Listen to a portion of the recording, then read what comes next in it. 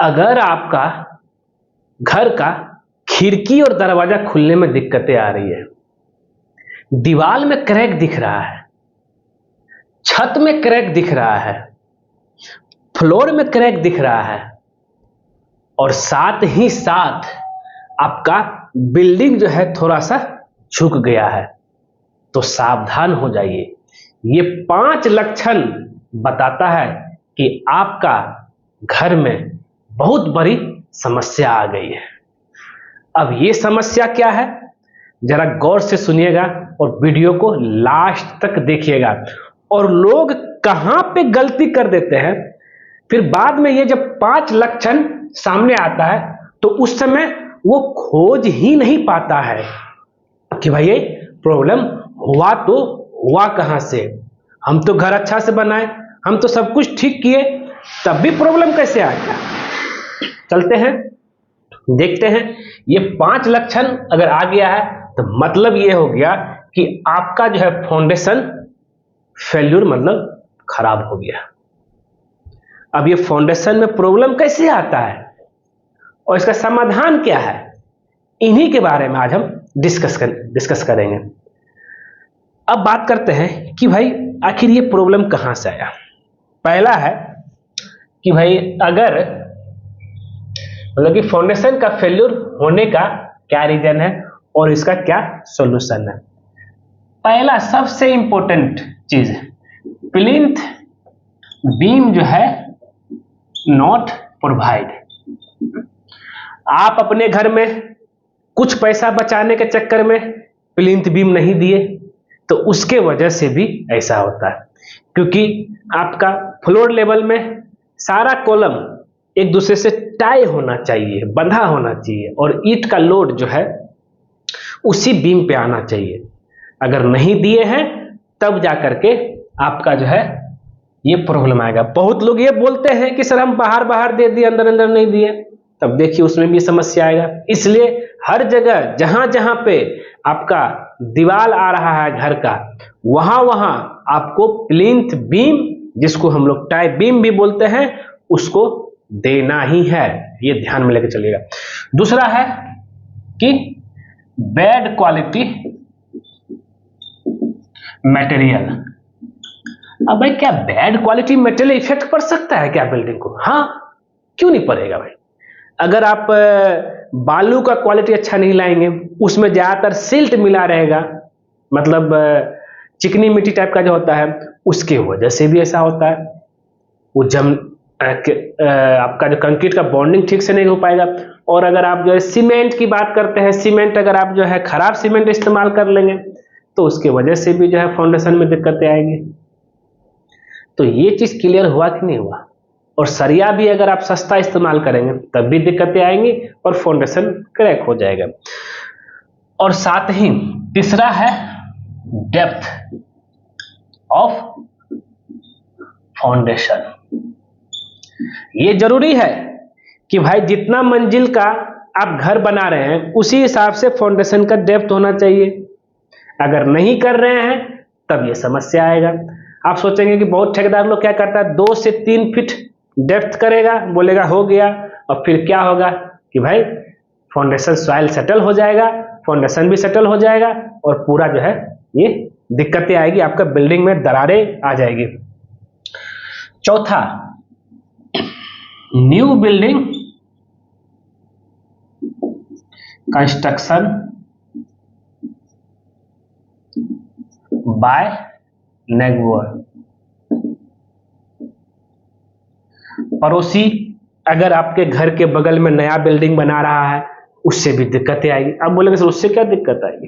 जरा ध्यान दीजिए, आप बनाए 1 स्टोरेज का बिल्डिंग, ठीक है, पड़ोसी आपका बना लिया 4 स्टोरेज बिल्डिंग।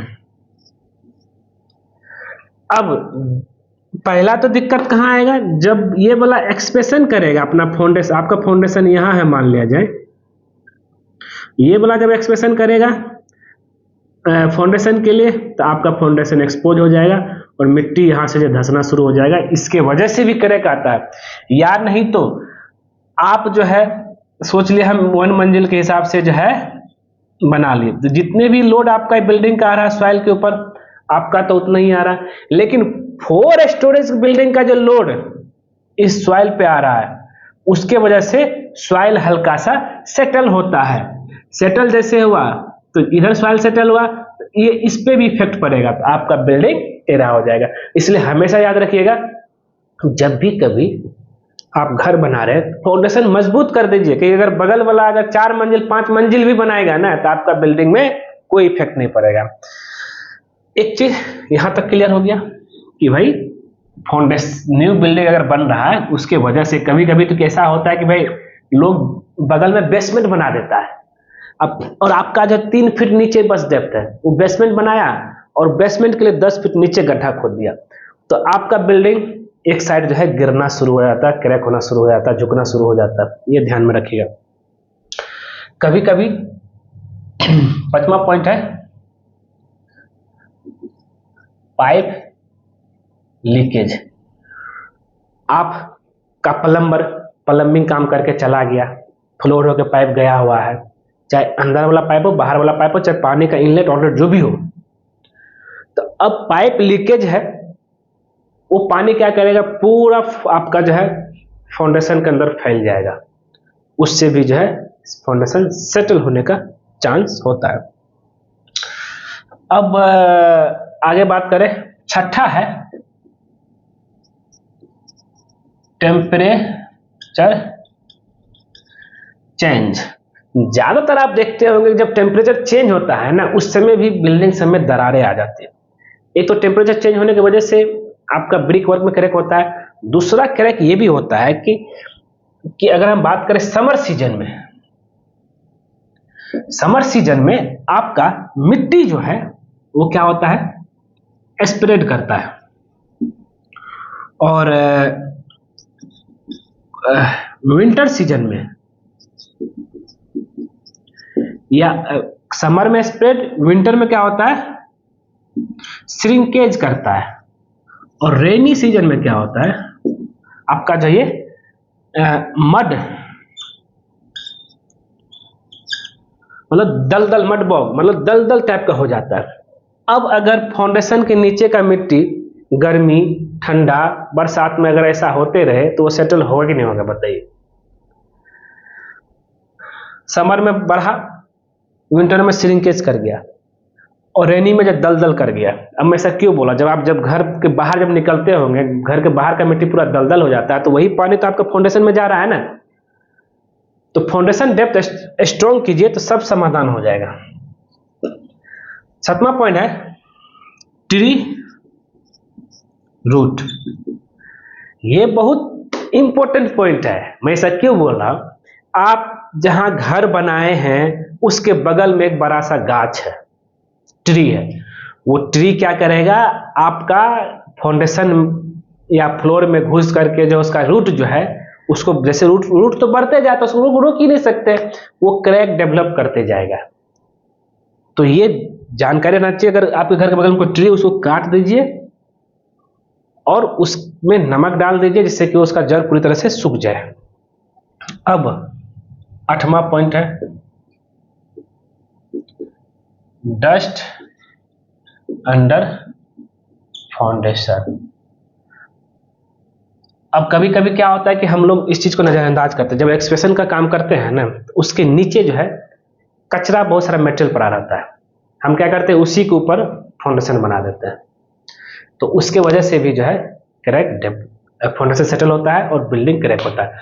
तो ये सब चीज अगर कचरा है तो उसको आप जो है हटा दीजिए, और जहां तक जो अच्छा मिट्टी सॉइल ओरिजिनल सॉइल आ रहा है वहां तक जाइए, फाउंडेशन डेप्थ ले जाइए, तब जाकर के आप फाउंडेशन का काम कीजिए।